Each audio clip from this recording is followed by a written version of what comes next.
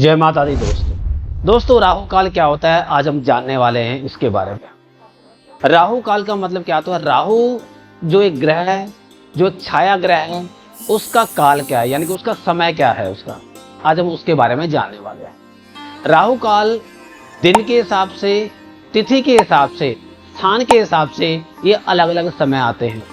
यानी कि अगर बात करेंगे तो अलग अलग स्थान पे राहु काल का जो समय है वो अलग अलग हो सकता है। ये कभी सुबह आ सकता है, कभी दोपहर को आ सकता है, कभी शाम को आ सकता है।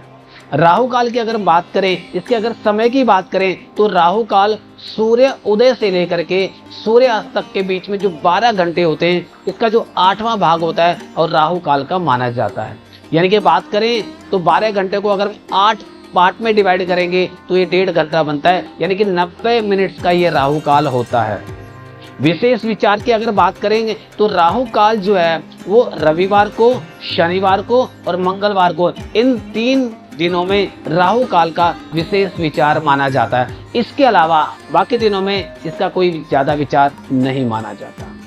राहु काल की अगर हम बात करेंगे तो राहु काल में यदि आपको कोई पूजन, हवन, अनुष्ठान, यज्ञ यदि आपको करना भी पड़ रहा है तो उस समय पर आप भगवान हनुमान जी का पूजन करेंगे तो राहु काल में वो भी आपको शुभ फल देगा। इसके अलावा राहु काल के समय में आप किसका पूजन कर सकते हैं? भगवान शिव और माता दुर्गा का आप पूजन इस राहु काल में कर सकते हैं।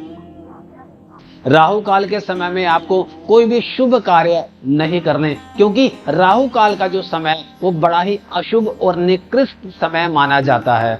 इस समय पर आपको कोई भी शुभ कार्य नहीं करना, कोई भी खरीदारी नहीं करनी, आपको कोई मोबाइल, कोई इलेक्ट्रॉनिक डिवाइसेस आपको परचेज नहीं करने, आपको कोई प्रॉपर्टी सेल या परचेज नहीं करनी, आपको कोई भी शुभ कार्य, यदि आप कोई हवन, पूजन, अनुष्ठान, यज्ञ यदि आप कर रहे हैं तो आपको उस राहु काल के समय पर आपको कभी भी नहीं करना, क्योंकि राहु काल का जो समय बड़ा ही अशुभ समय माना जाता है। यदि इस समय में कोई भी शुभ कार्य किया जाएगा तो उसका आपको कभी भी फल नहीं मिलेगा, क्योंकि वो निकृष्ट समय माना जाता है दोस्तों।